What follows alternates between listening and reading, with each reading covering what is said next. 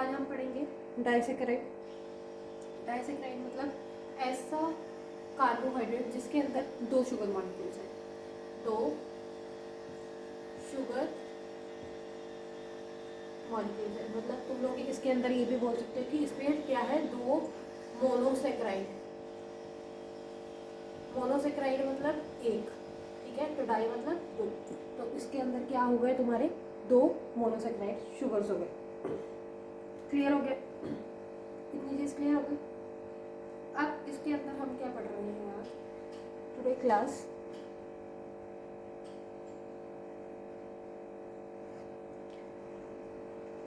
Disaccharide की अगर हम एग्जाम्पल की बात करें तो सुक्रोज। सुक्रोज को हम क्या बोलते हैं, टेबल शुगर, ठीक है। फिर उसके बाद इसको क्या बोलते हैं, लैक्टोज या फिर माल्टोज। ये ऐसे शुगर मॉलिक्यूल्स हैं जिसके अंदर क्या है, दो मॉलिक्यूल्स, दो इसके मॉलिक्यूल्स शुगर के मॉलिक्यूल्स, ठीक है। तो ये found in lactose, found in milk, we already know, ठीक है। मोनोसे डाइसेकेराइड के अगर हम स्ट्रक्चर देखें तो इसके अंदर में क्या होगा, दो शुगर मॉलिक्यूल्स होंगे, दो मोनोसेकेराइड होंगे, तो मतलब दो शुगर मॉलिक्यूल्स होंगे। तो अब ये कैसे बनेंगे,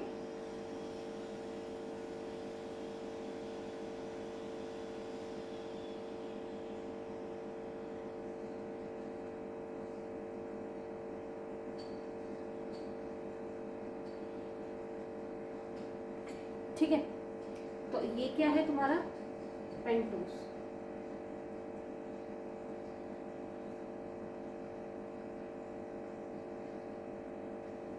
ये तुम्हारे दो शुगर मॉलिक्यूल्स हो गए और इनके अंदर क्या है, एक बॉन्ड है, ये बॉन्ड है। और ये दोनों बॉन्ड क्या कर रहा है, एक मोनोसेकेराइड को दूसरे मोनोसेकेराइड से क्या कर रहा है, ज्वाइन कर रहा है। ये पेंटोज शुगर। ग्लाइकोसिडिक बॉन्ड जो है वो इन दोनों को क्या कर रहा है, जोड़ रहा है। तो ग्लाइकोसिडिक बॉन्ड क्या हो गया, जो क्या करता है, दो मोनोसेकेराइड को क्या करता है, आपस में कनेक्ट करता है, ठीक है। अब ये जो ग्लाइकोसिडिक बॉन्ड जो है वो बहुत ही खास है, इसको हम आगे जाके समझेंगे। अब ये जो डाइसेकेराइड की हम बात कर रहे हैं, पहले उसकी बात कर रहे हैं। अब ये जो डाइसेकेराइड है, इसको ध्यान से सुनना। अगर हम इसकी फिजिकल प्रॉपर्टी देखें डाइसेकेराइड की, तो इसकी फिजिकल प्रॉपर्टी क्या है, ऑब्वियस सी बात है, हम शुगर की बात कर रहे हैं, तो शुगर की बात में हम क्या कर रहे हैं, इसकी सॉल्युबिलिटी अगर हम देखेंगे तो ये क्या होगा, वाटर सॉल्युबल होगा। शक्कर है तो ये क्या रहेगा, स्वीट रहेगा। इसकी ये क्या है, फिजिकल प्रॉपर्टी होगी, ठीक है, स्वीट टेस्ट, ठीक है। और ये क्या है, सॉलिड फॉर्म में प्रेजेंट होती है। अगर सॉलिड में भी अगर हम इसके पार्टिकल्स को देखेंगे तो पार्टिकल्स इसके क्या है, crystalline, we already discussed in the monosaccharide, ठीक है। तो ये क्या है, इतनी फिजिकल प्रॉपर्टीज इसकी होगी, किसकी, डाइसेकेराइड की। अब अगर हम इसकी केमिकल प्रॉपर्टीज की बात करें तो केमिकल प्रॉपर्टीज की क्या है, केमिकल प्रॉपर्टीज, तो केमिकल प्रॉपर्टीज इसकी क्या है, मोनोसेकेराइड में भी हमने दो तरह की पढ़ी थी प्रॉपर्टीज, केमिकल और फिजिकल, और इसमें भी हम दो तरह की पढ़ेंगे, फिजिकल और केमिकल। अब केमिकल में अगर कहा जाए तो डाइसेकेराइड में खास बात होती है, जिसमें क्या था, हमने बात की थी अभी कि एक ग्लाइकोसिडिक बॉन्ड बनाता है। तो ग्लाइकोसिडिक बॉन्ड जब ये कब बनाएगा, जब दो मोनोसेकेराइड आपस में जुड़ेंगे। अब जो मोनोसेकेराइड कैसे आपस में जुड़ेंगे, with the help of the glycosidic bond, ठीक है। तो ये किसकी प्रॉपर्टी है, डाइसेकेराइड की प्रॉपर्टी, ठीक है। क्योंकि मोनोसेकेराइड तो कोई ऐसा पॉइंट बना नहीं सकता, कि कोई भी ऐसा बॉन्ड नहीं बना सकता जो दोनों को आपस में जोड़ दे, इसलिए ये ग्लाइकोसिडिक बॉन्ड जो है वो इनको क्या करता है, आपस में जोड़ता है। तो पहली केमिकल प्रॉपर्टी क्या होगी, ये ग्लाइकोसिडिक फॉर्मेशन, ठीक है, पहली प्रॉपर्टी है। अब सेकेंड प्रॉपर्टी क्या होगी, अगर मैं एक इस डाइसेकेराइड को एक गिलास पानी में डाल दूँ, ये मानो मैंने एक गिलास पानी में डाइसेकेराइड को डाल दिया, ठीक है। अब यहाँ पे मैंने दो शुगर के इस तरह के, ये देखो,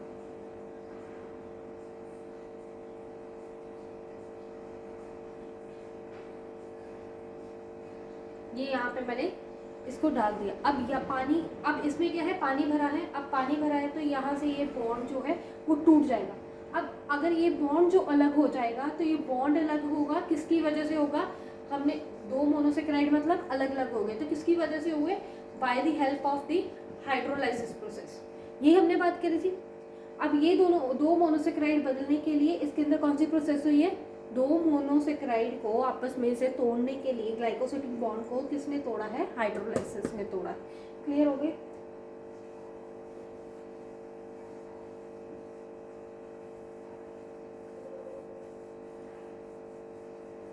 अब डाइसेक्राइड जो किसमें है, कन्वर्ट हो गया मोनोसेक्राइड में कन्वर्ट हो गया। दूसरी प्रॉपर्टी क्या थी इसकी, हाइड्रोलाइसिस। पहले थी ग्लाइकोसिडिक फॉर्म, ठीक है, अब हाइड्रोलाइसिस। मोनोसेक्राइड की हाइड्रोलाइसिस हो नहीं सकती थी क्योंकि एक शुगर मॉलिक्यूल से तो ऑलरेडी वो टूटा हुआ था, ठीक है। अब डाइसेक्राइड में ग्लाइकोसिडिक बॉन्ड भी हुए और हाइड्रोलाइसिस भी हो गई, ठीक है।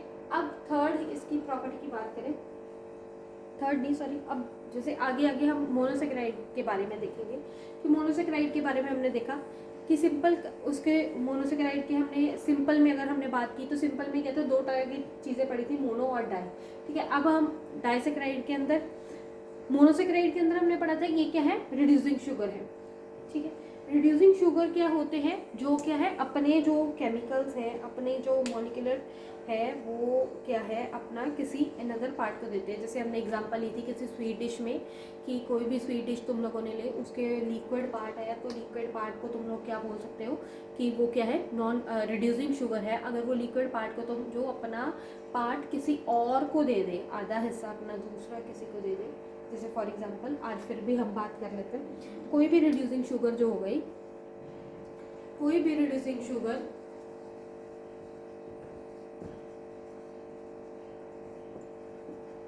अगर इसका रिडक्शन होगा,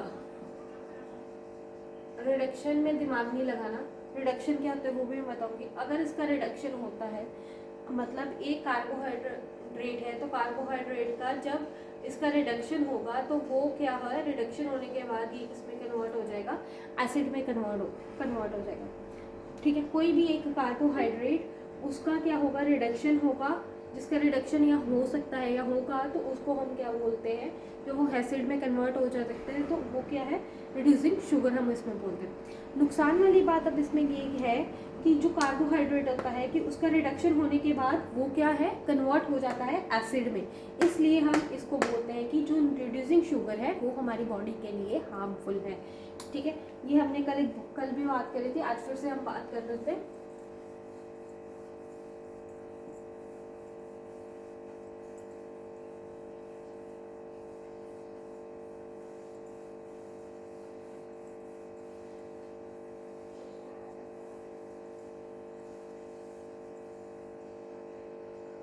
अब नॉन रिड्यूसिंग शुगर की बात करूँ तो नॉन रिड्यूसिंग शुगर क्या है, कभी भी कन्वर्ट नहीं होती है एसिड में, क्योंकि उसका क्या है, रिडक्शन नहीं होता है, क्योंकि उसका नाम ही क्या है, नॉन रिड्यूसिंग है, वो एसिड में कन्वर्ट नहीं होगा, ठीक है।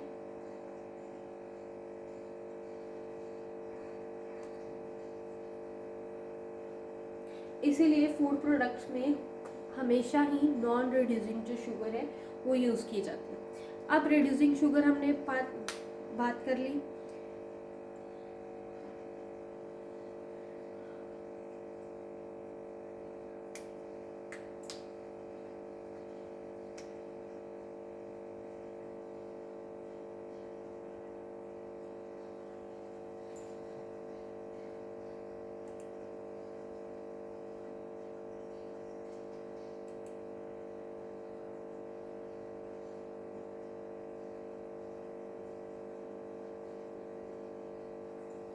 अब मोनोसेक्राइड की बात करते हैं तो मोनोसेक्राइड में जितने भी हमने केमिकल्स देखे वो क्या है, सारे के सारे क्या थे, रिड्यूसिंग शुगर थे। अब डाइसेक्राइड में रिड्यूसिंग शुगर भी आती है और नॉन रिड्यूसिंग शुगर भी आती है। रिड्यूसिंग शुगर फिर से एक बार ध्यान से समझा रही हूँ, सुनो।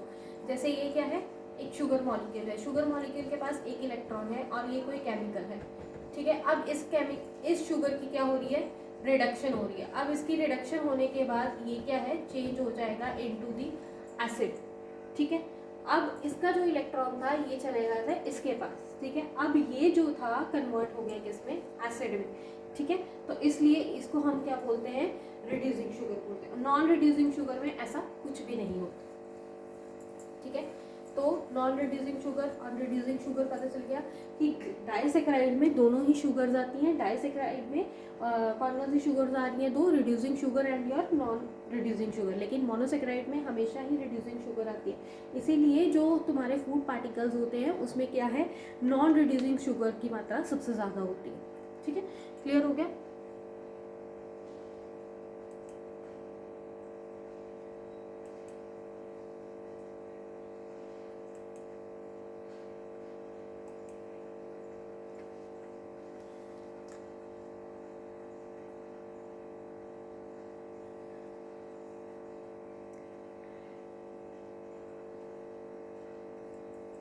अब इसके अंदर हमने केमिकल प्रॉपर्टी में ग्लाइकोसिडिक फॉर्म भी पढ़ लिया, और क्या पढ़ लिया था हमने? हाइड्रोलाइसिस भी पढ़ लिया, reducing and non reducing sugar भी पढ़ लिया।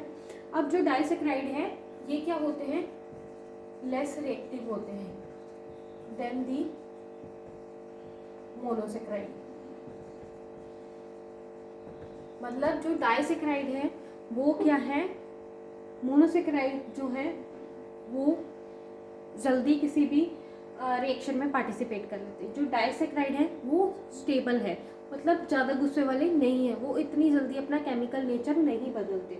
ठीक है, फॉर एग्जांपल अपना केमिकल नेचर क्या होता है? केमिकल नेचर क्या है? अब सपोज ये कंपाउंड है,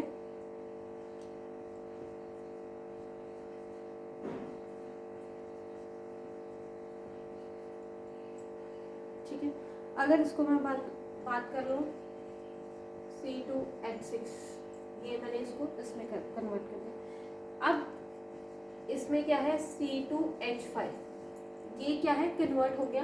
कोई भी इलेक्ट्रॉन का नंबर, कोई भी एटम का नंबर किसी दूसरे कंपाउंड में बदल रहा है तो it will be change in their chemical property. तो मतलब इसकी जो केमिकल प्रॉपर्टी है इससे थोड़ी डिफरेंस होगी। ऐसे ही जो डाइसैकेराइड है वो अपनी जो केमिकल प्रॉपर्टीज़ हैं वो इतनी जल्दी चेंज नहीं करते हैं, इसलिए वो क्या है? लेस रिएक्टिव होते हैं। मोनोसैकेराइड जो है जल्दी गुस्से में आ जाते हैं और जो डाइसैकेराइड है वो कम गुस्से वाले होते हैं। एग्जाम्पल के तौर पे ये चीज़ है। अब नेक्स्ट हम बात करते हैं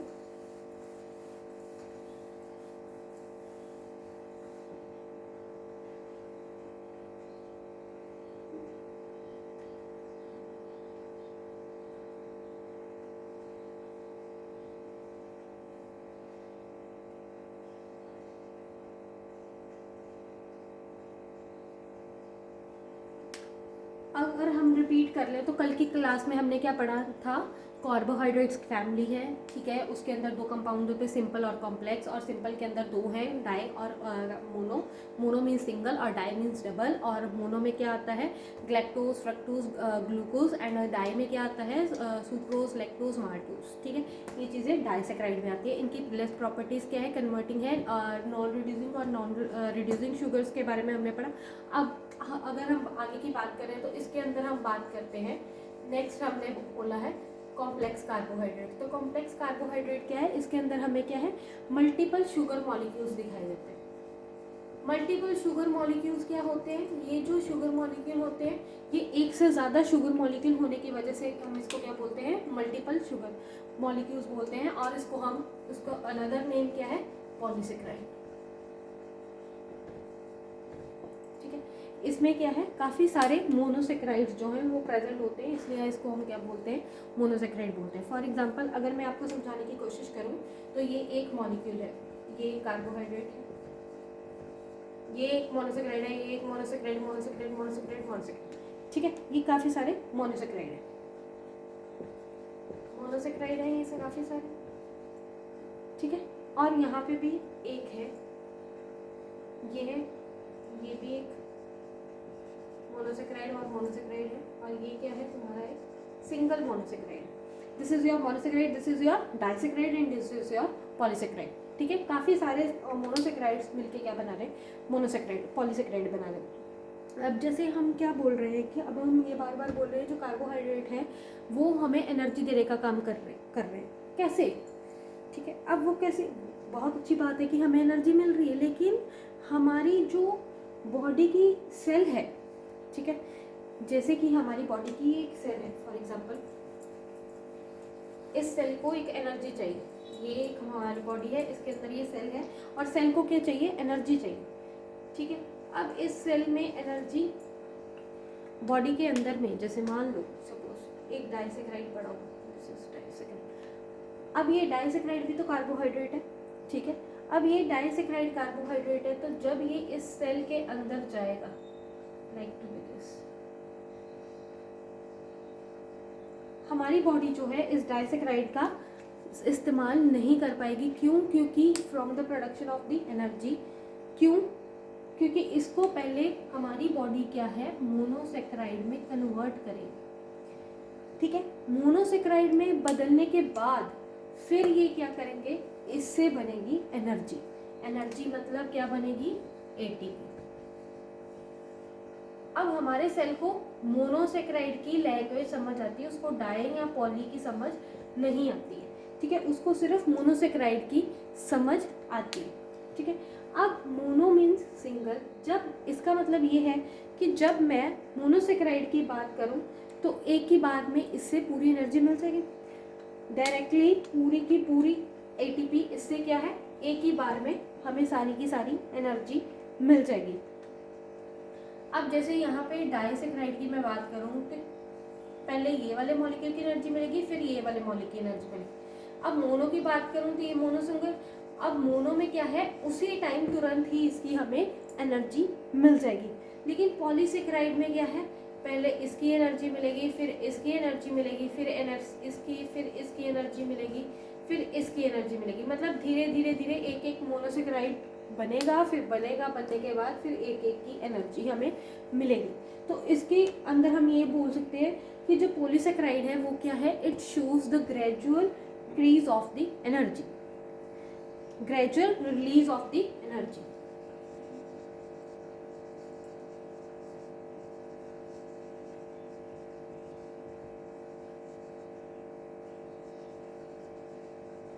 ग्रेजुअल मतलब सीढ़ी पर सीढ़ी आगे बढ़ना। सक्सेस के लिए जैसे हम सीढ़ी, एक सीढ़ी चढ़ते हैं, फिर दूसरी, जैसे पहली क्लास में है, फिर दूसरी में, तीसरी में, चौथी में, ऐसे ही पॉलीसेक्राइड में gradual release of the energy में ये चीज़ें होती हैं। क्लियर हो गया ये चीज़?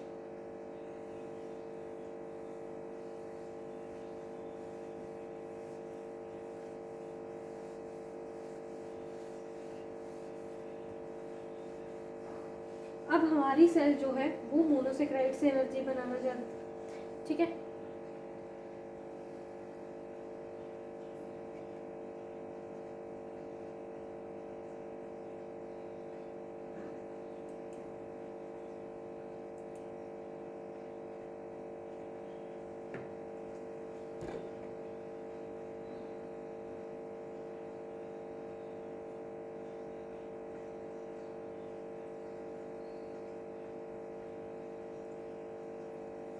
अब हम कॉम्प्लेक्स कार्बोहाइड्रेट्स की फिजिकल प्रॉपर्टीज देख रहे हैं। अब 11th-12th में तुम लोगों ने प्रैक्टिकल किया होगा, बायोलॉजी जिनकी स्ट्रीम थी उन्होंने वहाँ पे किया होगा प्रैक्टिकल की। आलू हम लेते हैं, एक आलू से हम स्टार्च निकालते हैं, ठीक है। अब आलू से हम जब स्टार्च निकालते हैं तो वैसे ही फिजिकल प्रॉपर्टी में जैसे तुम पॉलीसेक्राइड को देखोगे तो मेरे हाथ में जैसे मैंने एक पॉलीसेक्राइड रखा है, तो पॉलीसेक्राइड क्या है, वो एक हाथ में क्या है, पाउडर जैसा मटेरियल, ठीक है। तो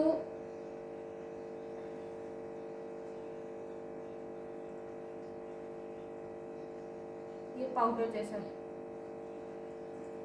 ठीक है।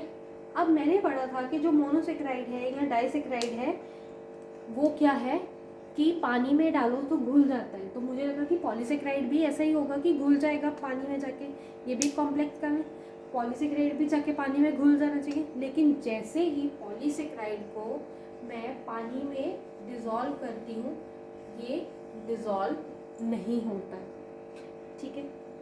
ये क्या है, वाटर इनसॉल्युबल। अब मैंने बोला ठीक है ये पानी में नहीं घुल रहा है, तो मैंने इसको, जब मैंने डाइसेक्राइड को टेस्ट किया था तो वो मीठा था, लेकिन जब मैंने पॉलीसेक्राइड को टेस्ट किया तो ये क्या है, ना मीठा था ना मीठा था, मतलब अजीब ही था, ठीक है। मतलब एक ही परिवार के जो सदस्य हैं उनमें कितना कितना डिफरेंस है। ठीक है, ना ही ये नॉट स्वीट था।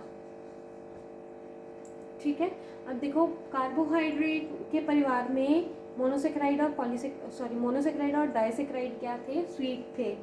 ठीक है, अब कितना इसमें भेदभाव हो गया, ये क्या है, ना ही स्वीट है ना ही ये पानी में घुल रहा है।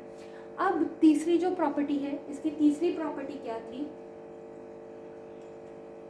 मैंने देखा कि डाइसेक्राइड भी सॉलिड था, मोनोसेक्राइड भी सॉलिड था। अब मैंने कहा कि इसकी एक प्रॉपर्टी भी इसकी मैच होगी, वो सॉलिड था। अब ये क्या है कि ये सॉलिड भी नहीं है, ये क्या है, अमॉर्फस है। ठीक है, क्रिस्टलाइन हम पिछले में पढ़ रहे, यहाँ पे ये क्या हो गया, अमॉर्फस हो गया। क्रिस्टलाइन में दानेदार था, अब ये क्या है, अमॉर्फस था। ये क्या है, पाउडर की फॉर्म में, एकदम बारीक पार्टिकल्स थे, ये पीसे हुए पार्टिकल्स थे। ठीक है, और ये क्या है, अमॉर्फस की शेप पे था। क्लियर हो, ये एकदम फाइन पार्टिकल्स में था। ये थी इसकी फिजिकल प्रॉपर्टी थी।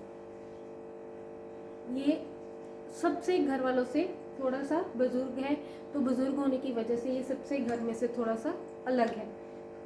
ठीक है, मतलब अब देखो हमारे जो दादा दादी की जो सोच थी वो अलग थी, हमारी अलग है, हमारे पेरेंट्स की अलग है। ठीक है, हमारे पेरेंट्स की थोड़ी बहुत ही हमसे मिल भी जाएगी, लेकिन जो हमारी है वो किस, मतलब ऐसे ही हम मोनोसेक्राइड है। ठीक है, डाइसेक्राइड हमारे पेरेंट्स हो गए और पॉलीसेक्राइड हमारे दादाजी हो गए। क्लियर हो गए।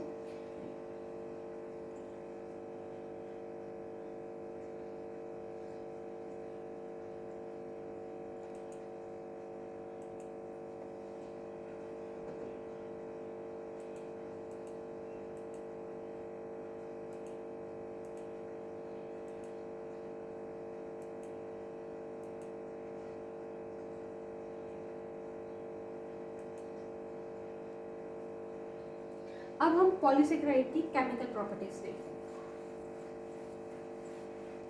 फिजिकल प्रॉपर्टी हो गई, अब हम केमिकल प्रॉपर्टीज की बात करते हैं। तो केमिकल प्रॉपर्टीज क्या हो गई, जैसे ये एक मोनोसेक्राइड, ये एक दूसरा मोनोसेक्राइड, तीसरा, चौथा, ये आपस में किससे जुड़े हुए हैं, एक बॉन्ड से जुड़े।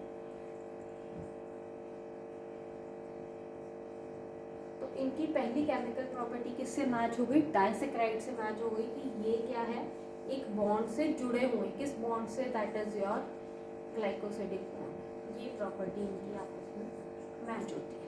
क्लियर हो गया। अगर हम इस को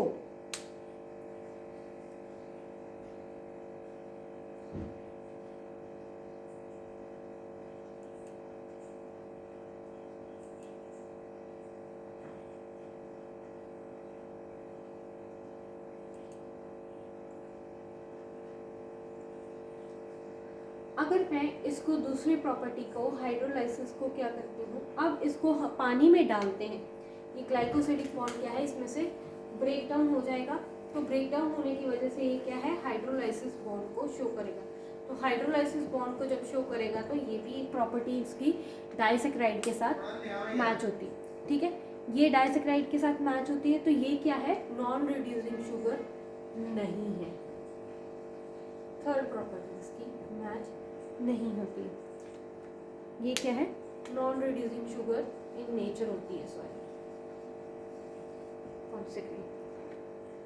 अब लास्ट हम पढ़ लेते हैं फंक्शन ऑफ कार्बोहाइड्रेट्स, फिर उसके बाद नेक्स्ट टॉपिक पे चलते हैं। सबसे पहला function energy source, function of carbohydrates है। ठीक है, एनर्जी सोर्स, क्योंकि कार्बोहाइड्रेट जो है हमारा क्या है, बॉडी के लिए प्राइमरी सोर्स ऑफ एनर्जी।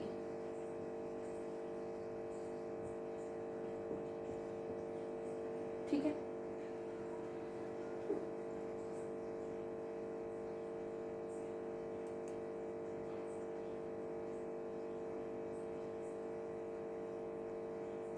अब प्राइमरी सोर्स ऑफ एनर्जी हमें कैसे मिलेगा, by the help of glucose. अब ये ग्लूकोज को चाहे और आप डाइसेक्राइड में खाओ चाहे मोनोसेक्राइड में खाओ, जब तक ये ग्लूकोज में नहीं बदलेगा तब तक उससे क्या है एनर्जी सेल नहीं बनेगी। सॉरी, डाइ से मोनो से पॉली से खाओ, ठीक है। तो glucose is the primary source of the energy, ठीक है। जब हम एक्स्ट्रा ग्लूकोज खा लेते हैं तो वो हमारी बॉडी के अंदर क्या है स्टोर हो जाता है। जो store in the form of, किसकी फॉर्म में, in the form of glycogen. Animals और हमारी बॉडी के अंदर ये ग्लाइकोजन की फॉर्म में स्टोर हो जाता है। अब दूसरा फंक्शन क्या है, स्ट्रक्चरल कंपोनेंट। आपने एक नाम सुना होगा cellulose. Cellulose it is also the polysaccharide. तो ये किस में प्रेजेंट होता है, प्लांट की सेल वॉल में प्रेजेंट होता है। एक कार्बोहाइड्रेट स्ट्रक्चर बनाने में भी काम आ रहा है, ठीक है। एक तुम लोगों ने थर्ड वन और सुना होगा, हाइलोरोनिक एसिड। हाइलोरोनिक एसिड और कॉन्ड्रोडॉइड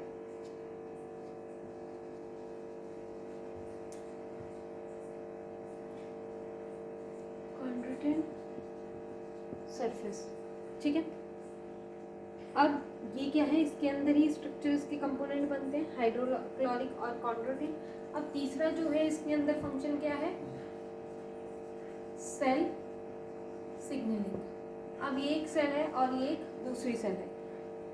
इस सेल को इस सेल से सिग्नल देना है, ठीक है, सिग्नल सेंड करना है। तो वो किसके थ्रू सेंड करेगा, वो इस एंटीना के थ्रू सेंड इसको सिग्नल अपना देगा। तो ये एंटीना क्या है, ग्लाइकोलिपिड है या फिर क्या होगा, ग्लाइकोप्रोटीन होगा। ग्लाइको मीन्स ग्लूकोज, ठीक है। मतलब कार्बोहाइड्रेट और लिपिड को तुम जोड़ दो तो ये क्या बन जाएगा, ग्लाइकोलिपिड। ऐसे ही ग्लाइकोप्रोटीन, कार्बोहाइड्रेट और प्रोटीन को जोड़ दोगे तो क्या बन जाएगा, ग्लाइकोप्रोटीन, ठीक है। तो ये सेल की सेल वॉल के ऊपर प्रेजेंट होते हैं। अगर इनको इस सेल से दूसरे सेल की और सिग्नल प्रेजेंट करें तो वो इस एंटीना से भेजते हैं। क्लियर हो गया। लास्ट फंक्शन है इसका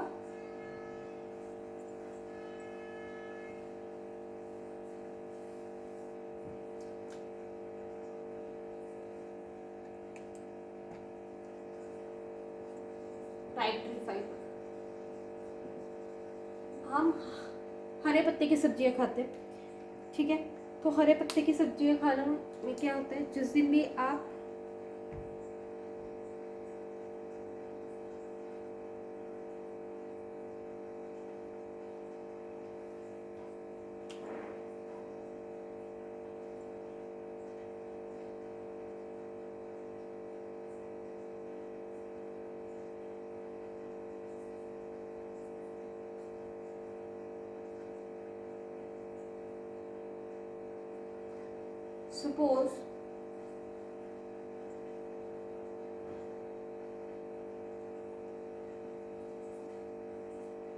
suppose तुमने आज खाया है मीट, ठीक है।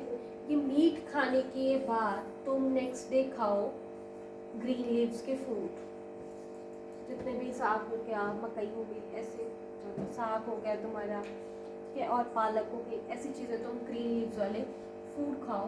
तो अगर तुम ग्रीन लीव्स वाले फूड खाते हो तो ग्रीन लीव्स वाले फूड में क्या प्रेजेंट रहता है, सेलुलोज। यहाँ पे हमें बात करी थी प्लांट की सेल वॉल में ये प्रेजेंट रहती है।